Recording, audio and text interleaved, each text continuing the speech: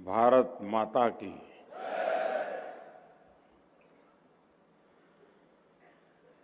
गुजरात के लोकप्रिय मुख्यमंत्री श्री भूपेंद्र भाई पटेल, केंद्रीय मंत्रिमंडल में मेरे सहयोगी अमित भाई शाह, मनसुख भाई मांडविया,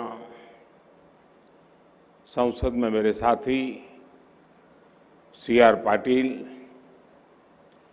गुजरात सरकार में मंत्री जगदीश भाई विश्वकर्मा,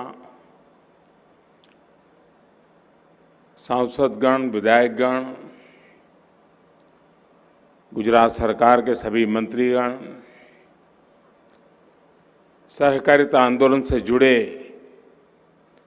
सभी वरिष्ठ महानुभाव, इफ्को प्रीमाइसिस में भी एक बड़ा कार्यक्रम इसके साथ पैरेलल चल रहा है। वहां उपस्थित इफ्को के चेयरमैन दिलीप भाई, इफ्को के सभी साथी, देश भर में लाखों स्थानों पर आज सारे किसान गुजरात के गांधीनगर के महात्मा मंदिर से जुड़े हुए हैं। मैं उन सभी किसानों को भी नमस्कार करता हूं। आज यहां हम सहकार से समृद्धि की चर्चा कर रहे हैं। सहकार गांव के स्वावलंबन का भी बहुत बड़ा माध्यम है और उसमें आत्मनिर्भर भारत की ऊर्जा है। आत्मनिर्भर भारत के निर्माण के लिए गांव का आत्मनिर्भर होना बहुत आवश्यक है और इसलिए पूज्य बापू और सरदार साहब ने जो रास्ता हमें दिखाया, उसके अनुसार आज हम मॉडल कोऑपरेटिव विलेज उस दिशा में आगे बढ़ रहे हैं।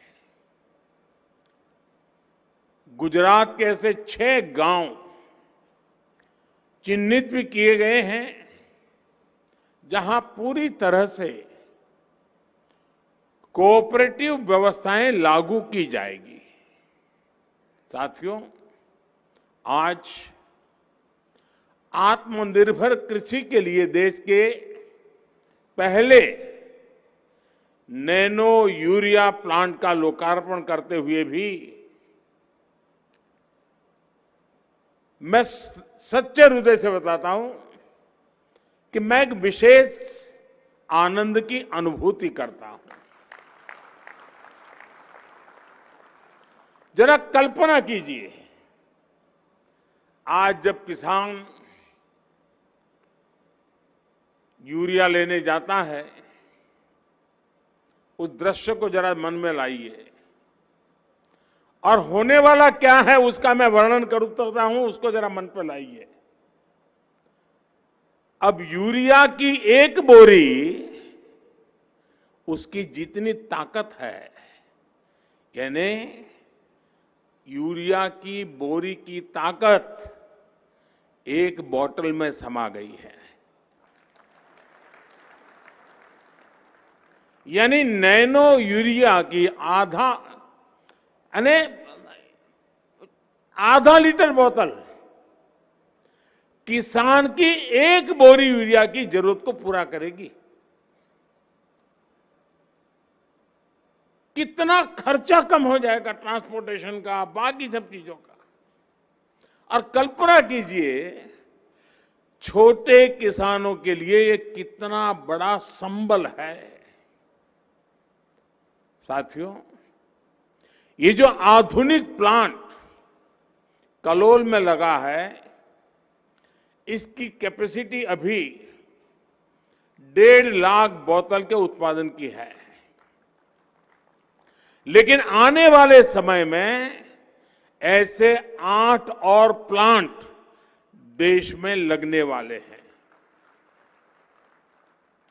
इससे यूरिया पर विदेशी निर्भरता कम होगी, देश का पैसा भी बचेगा। मुझे उम्मीद है ये इनोवेशन सिर्फ नैनो यूरिया तक ही सीमित नहीं रहेगा। मुझे विश्वास है कि भविष्य में अन्य नैनो फर्टिलाइजर भी हमारे किसानों को मिल सकते हैं। हमारे वैज्ञानिक उस पर आज काम कर भी रहे हैं। साथियों, फर्टिलाइजर में इस नैनो टेक्नोलॉजी में आत्मनिर्भरता की तरफ जो कदम हमने रखा है वो कितना महत्वपूर्ण है, ये मैं चाहूंगा हर देशवासी ने समझना चाहिए। भारत में फर्टिलाइजर के मामले में दुनिया का दूसरा सबसे बड़ा कंज्यूमर है, लेकिन उत्पादन के मामले में हम तीसरे नंबर पे हैं। ऊपर से 7-8 साल पहले तक हमारे यहां ज्यादातर यूरिया खेत में जाने के बजाय काला बाजारी का शिकार हो जाता था और किसान अपनी जरूरत के लिए लाठियां खाने को मजबूर हो जाता था।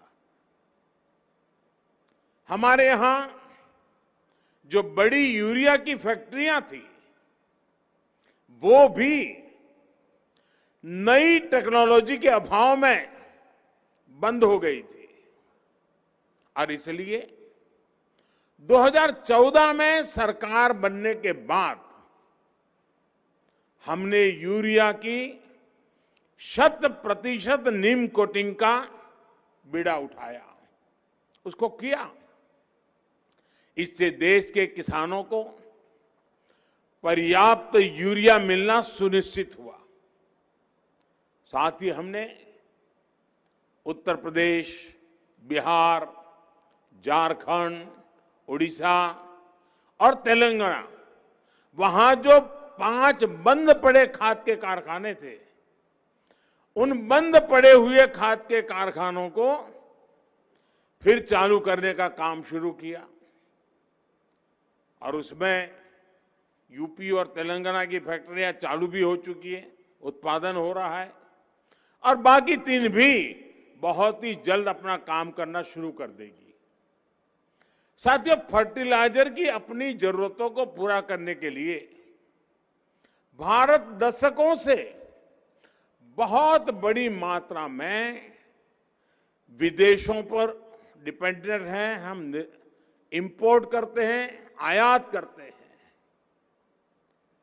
हम अपनी जरूरत का लगभग 1/4 इंपोर्ट करते हैं, लेकिन पोटाश और फॉस्फेट के मामले में तो हमें करीब करीब 100% विदेशों से लाना पड़ता है। बीते 2 सालों में कोरोना लॉकडाउन के कारण इंटरनेशनल मार्केट में फर्टिलाइजर की कीमतें बहुत अधिक बढ़ गई। वो शायद कम था तो युद्ध आ धमका। युद्ध से परिस्थितियों ने फर्टिलाइजर के वैश्विक बाजार में उपलब्धता भी सीमित कर दी और कीमतों को भी कई गुना और बढ़ा दिया। साथियों, किसानों के प्रति संवेदनशील हमारी सरकार ने तय किया कि अंतर्राष्ट्रीय स्थितियां चिंताजनक है, दाम बढ़ रहे हैं, फर्टिलाइजर को प्राप्त करने के लिए दुनिया भर में दौड़ना पड़ रहा है, कठिनाइयां हैं, मुसीबतें हैं, लेकिन हमने कोशिश ये की है कि ये सारी मुसीबतें हम झेलते रहेंगे लेकिन किसान पर इसका असर नहीं पड़ने देंगे।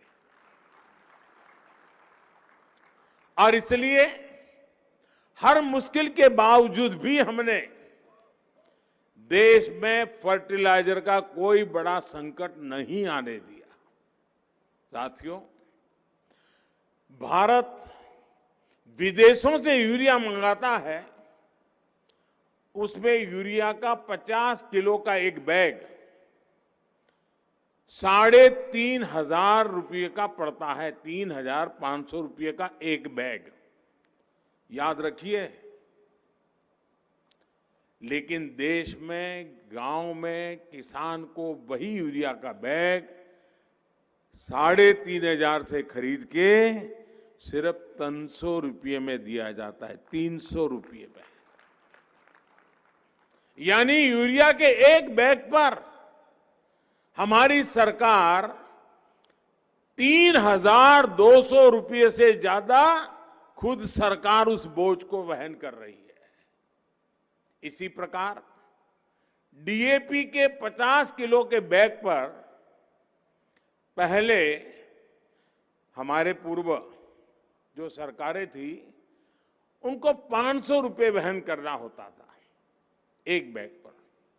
अंतर्राष्ट्रीय बाजार में डीएपी की कीमत में उछाल आने के बावजूद हमारी सरकार ने लगातार प्रयास किया है कि किसानों पर इसका बोझ कम से कम हो। अब हमारी सरकार डीएपी के 50 किलो के बैग पर 2,500 रुपये 2,500 रुपये महोदय, उनकी माननीय धर्मपत्नी सविता।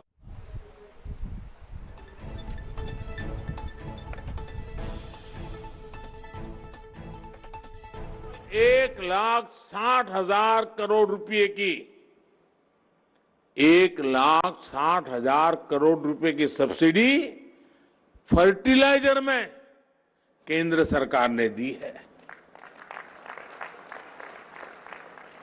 किसानों को मिलने वाली ये राहत इस साल लगभग 2 लाख करोड़ है। किसानों को मिलने वाली ये राहत इस साल लगभग 2 लाख करोड़ रुपए से ज्यादा होने वाली है। साथियों, देश के किसान के हित में जो भी जरूरी हो वो हम करते हैं, करेंगे और देश के किसान की ताकत बढ़ाते रहेंगे। लेकिन हमने सोचना भी चाहिए, क्या हम 21वीं सदी में अपने किसानों को सिर्फ विदेशी परिस्थितियों पर निर्भर रख सकते हैं क्या? हर साल ये जो लाखों करोड़ रुपए केंद्र सरकार खर्च कर रही है, ये विदेश क्यों जाए? क्या ये भारत के किसानों के काम नहीं आना चाहिए?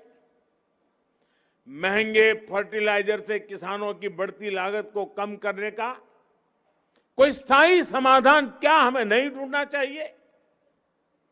साथियों, ये सवाल हैं जो हर सरकार के सामने अतीत में रहे हैं। ऐसा नहीं कि सारे मामले सिर्फ मेरे सामने आए हैं, लेकिन पहले सिर्फ तात्कालिक समस्या का ही समाधान तलाशा गया। आगे वो परिस्थितियां ना आए, इसके लिए बहुत सीमित प्रयास हुए। बीते 8 सालों में हमने तात्कालिक उपाय भी किए हैं और समस्याओं के स्थायी समाधान भी खोजे हैं। कोरोना महामारी जैसी परिस्थितियां भविष्य में ना बने, इसके लिए हेल्थ इंफ्रास्ट्रक्चर पर फोकस किया जा रहा है। खाद्य तेल की समस्या कम से कम हो, इसके लिए मिशन ऑयल पाम पर काम किया चल रहा है। कच्चे तेल पर विदेशी निर्भरता कम करनी है, इसके लिए बायोफ्यूल, ग्रीन हाइड्रोजन और दूसरे उपायों पर आज बड़े स्तर पर प्रयास चल रहा है। नैनो टेक्नोलॉजी पर व्यापक निवेश भी इसी अप्रोच का परिणाम है।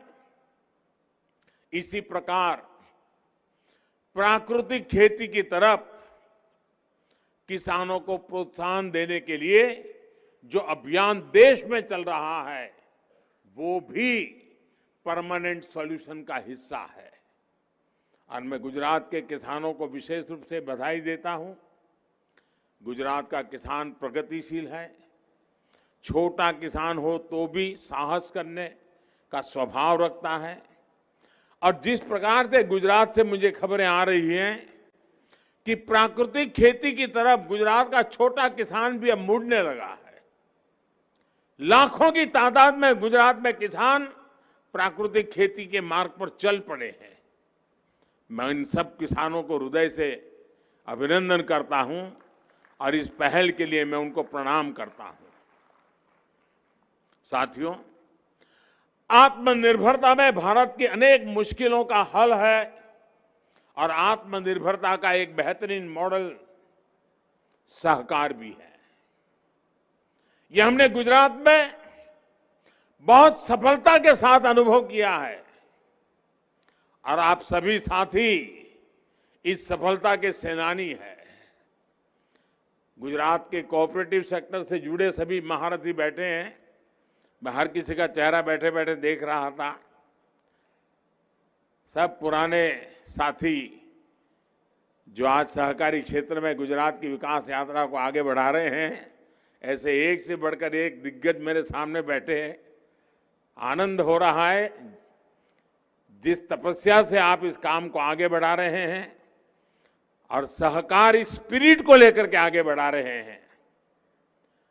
साथियों, गुजरात तो इसलिए भी सौभाग्यशाली रहा है क्योंकि पूज्य बापू और सरदार साहब का नेतृत्व यहां हमें मिला। पूज्य बापू ने सहकार के से स्वावलंबन का जो मार्ग दिखाया, उसको सरदार साहब ने जमीन पर उतारने का काम किया। और जब सहकारिता की बात आती है, जैसे अमित भाई ने उल्लेख किया, वेंकुट भाई मेहता की याद आना बहुत स्वाभाविक है। और आज भी भारत सरकार एक बहुत बड़ी इंस्टीट्यूट उनके नाम पर चलाती है, लेकिन वो भी धीरे धीरे भुला दिया गया था। इस बार हमने बजट में 25 करोड़ रुपए का प्रावधान करके उसको और ताकतवर बनाने का काम शुरू किया है। इतना ही नहीं, हमारे यहां तो हाउसिंग के लिए सोसाइटी, कोऑपरेटिव सोसाइटी, इसका पहला प्रयोग हमारे यहां हुआ। ये जो हमारे पालड़ी में प्रीतम नगर है, वो प्रीतम नगर उसी का उदाहरण है। देश की पहली सहकारी आवास योजना का वो जीता जागता उदाहरण है। साथियों, सहकारी क्षेत्र में अमूल ने एक अपनी पहचान बना दी। अमूल जैसे ब्रांड ने पूरी दुनिया में गुजरात के कोऑपरेटिव मूवमेंट की एक ताकत का परिचय कराया है, एक पहचान बनाई है।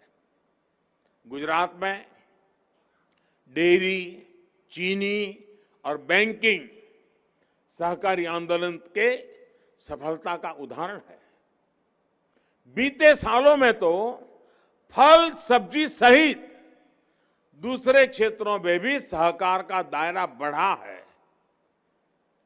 भाइयों और बहनों, सहकारिता के सफल प्रयोगों में एक बहुत बड़ा मॉडल देश की ग्रामीण अर्थव्यवस्था को सशक्त करने के लिए हमारे सामने है। डेयरी सेक्टर के कोऑपरेटिव मॉडल का उदाहरण हमारे सामने है।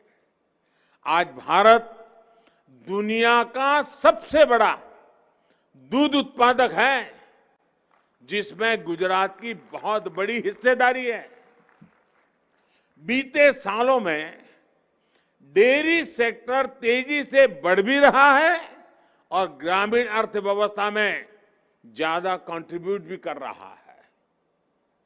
आज भारत एक साल में लगभग 8 लाख करोड़ रुपए का दूध उत्पादन करता है। 8 लाख करोड़ रुपए का दूध, और प्रमुखतया ये कारोबार ज्यादातर हमारी माताएं बहनें संभालती हैं। उसकी दूसरी तरफ जरा देखिए, गेहूं और धान का बाजार अगर हम मिलाकर के देखें तो वो दूध उत्पादन से भी कम है। यानी दूध अगर 8 लाख करोड़ का है तो गेहूं और धान का टोटल उससे भी कम है। आप देखिए दूध उत्पादन में हमारे देश ने कितनी बड़ी ताकत खड़ी की है।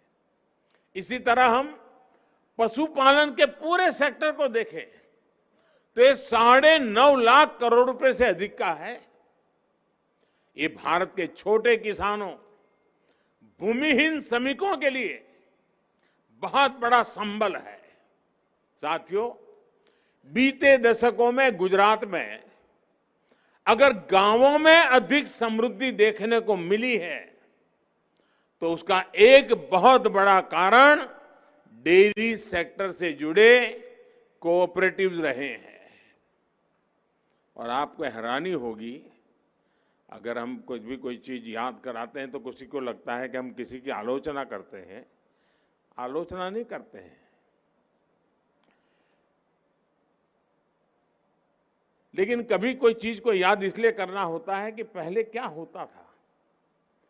हमारे देश में, हमारे गुजरात में, कच्छ सौराष्ट्र में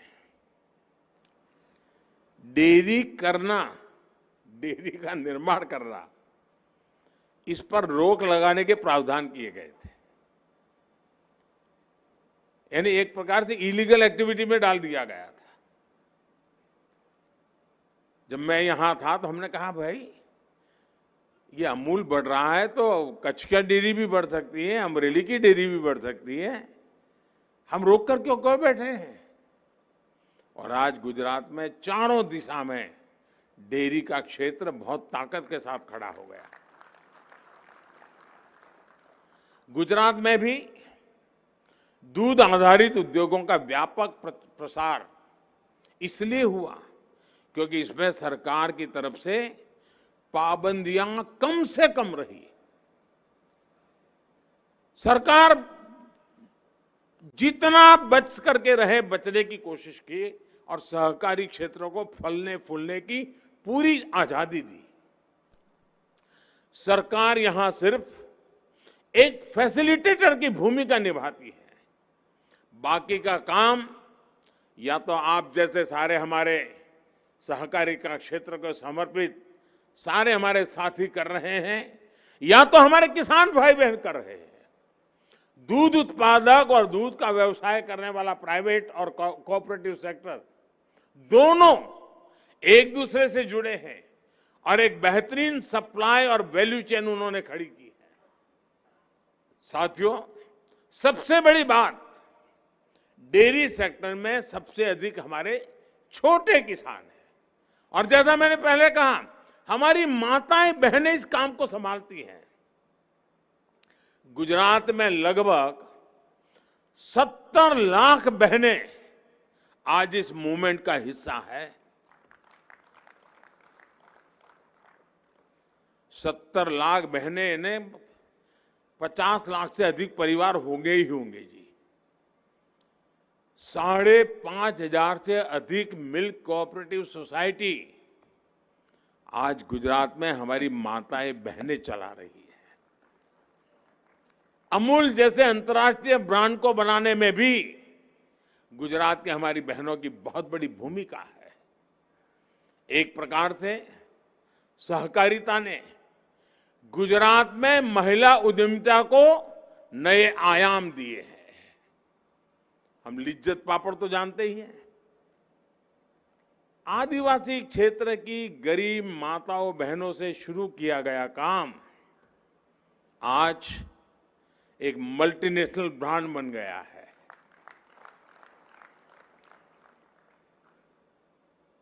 दुनिया भर में भारतीय पहुंचा होगा तो साथ में लिज्जत पापड़ भी पहुंचा होगा। और पहली बार मुझे गर्व इस बात का है कि इतने सालों से लिज्जत पापड़ का काम बढ़ा, इतना बढ़ा, लेकिन कभी किसी ने उसकी सूंघ नहीं ली। हमने पिछली बार पद्मश्री का अवार्ड उनको दिया जिन्होंने इस लिज्जत पापड़ को, अब तो उनकी आयु 90 से ऊपर हो गई है, मूल गुजराती है, मुंबई में रहते हैं, लेकिन वो माताजी आई और उन्होंने बहुत आशीर्वाद दिए। यानी हमारी सहकारिता का स्पिरिट और हमारी माताओं बहनों का एक कौशल्य, अगर अमूल ब्रांड बन जाता है तो लिज्जत भी तो एक ब्रांड बन गया है। हमारी बहनों बेटियों के मैनेजमेंट कौशल को अगर देखना है तो कोऑपरेटिव्स में हम स्पष्ट रूप से देख सकते हैं। साथियों, सबका साथ, सबका विकास, सबका विश्वास और सबका प्रयास, इस मंत्र पर हम चल रहे हैं। ये मंत्र अपने आप में सहकार की आत्मा ही है, सहकार की सीमाओं के अंदर ही है ये मंत्र।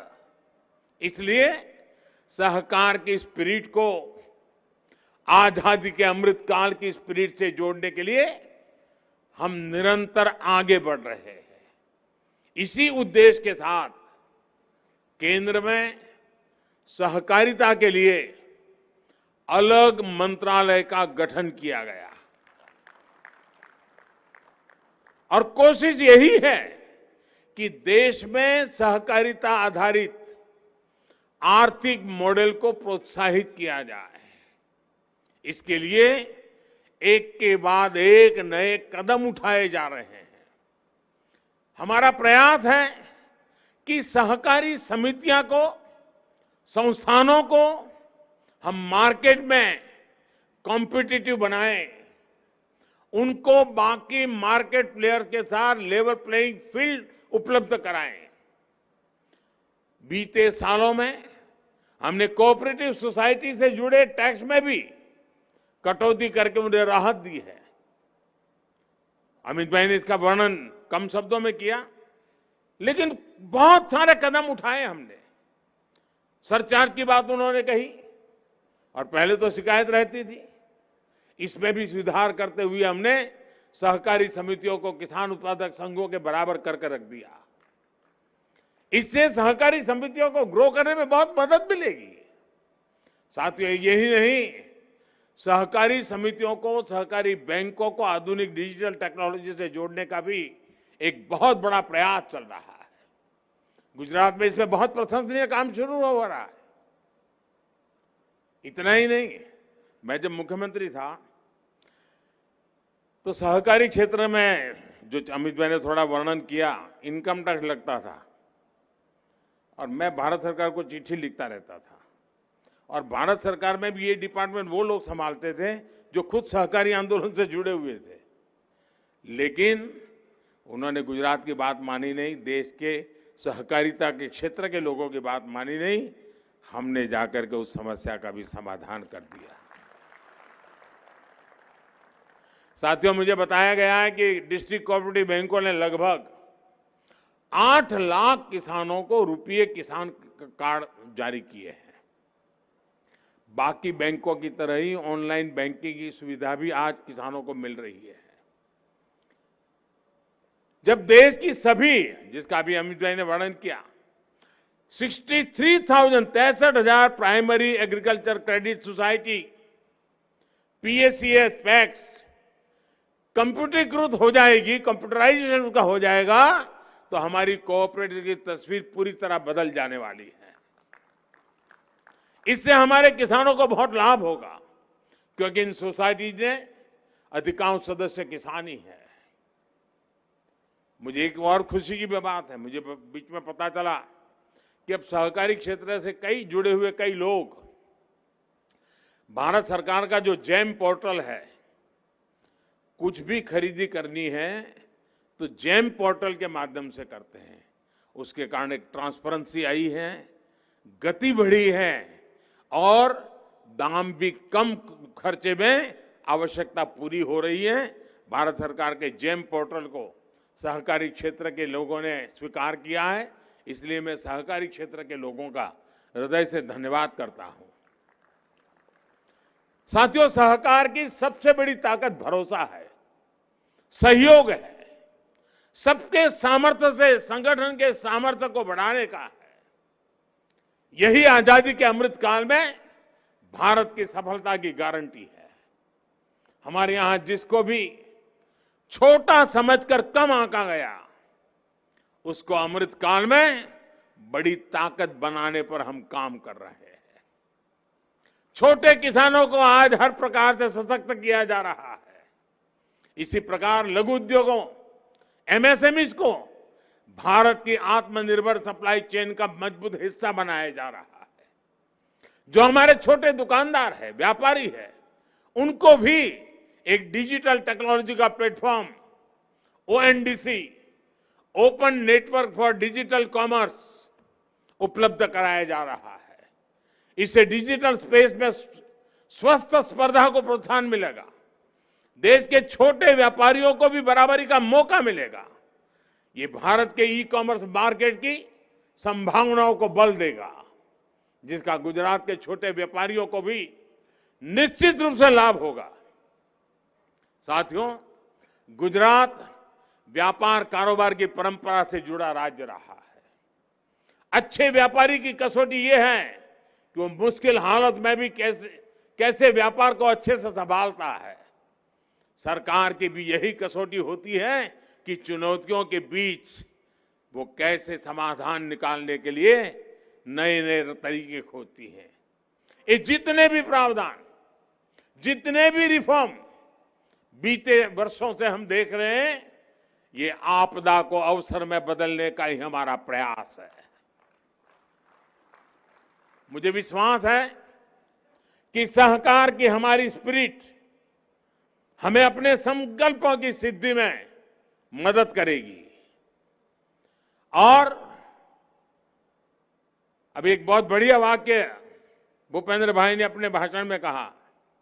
उन्होंने कहा कि आजादी के पहले आजादी का एक शस्त्र था असहकार, आजादी के बाद समृद्धि का एक शस्त्र है सहकार। असहकार से सहकार तक की ये यात्रा समृद्धि की ऊंचाइयों को प्राप्त करने वाली, सबका साथ सबका विकास के मंत्र को चरितार्थ करने वाले हमारी राह है। इस राह पर आत्मविश्वास के साथ हम चले, देश भर के लोगों को भी इस पवित्र कार्य से हम जोड़े। गुजरात की कोऑपरेटिव मूवमेंट का विस्तार हिंदुस्तान के और क्षेत्रों में जितना ज्यादा हो, उस क्षेत्र के लोगों की भलाई के लिए काम आएगा। मैं गुजरात सरकार का बहुत आभारी हूं कि सहकारी क्षेत्र के इन दिग्गजों के साथ आज मुझे मिलने का अवसर मिला, क्योंकि जब मैं गुजरात में था हमेशा उन्हें अपनी शिकायतें लेकर के आना पड़ता था, लेकिन आज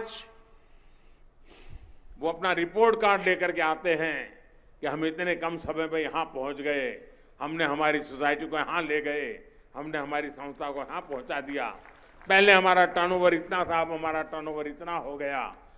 बड़े गर्व के साथ छोटी छोटी सोसाइटी के लोग मिल जाते, कहते हैं हमने तो साहब सब कंप्यूटर पे चलाते हैं, सब हमारे यहाँ ऑनलाइन होने लगा है। ये जो बदलाव गुजरात के सहकारी क्षेत्र में देखने को मिलता है, वो अपने आप में गर्व करने वाला है।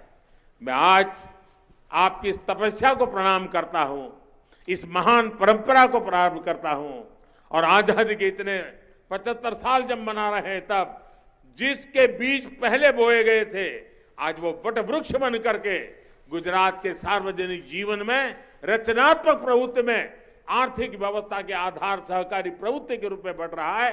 वो अपने आप में एक प्रसन्नता का, आनंद का विषय में सबको प्रणाम करते हुए, हृदय से आपका धन्यवाद करते हुए मेरी वाणी को विराम देता हूं।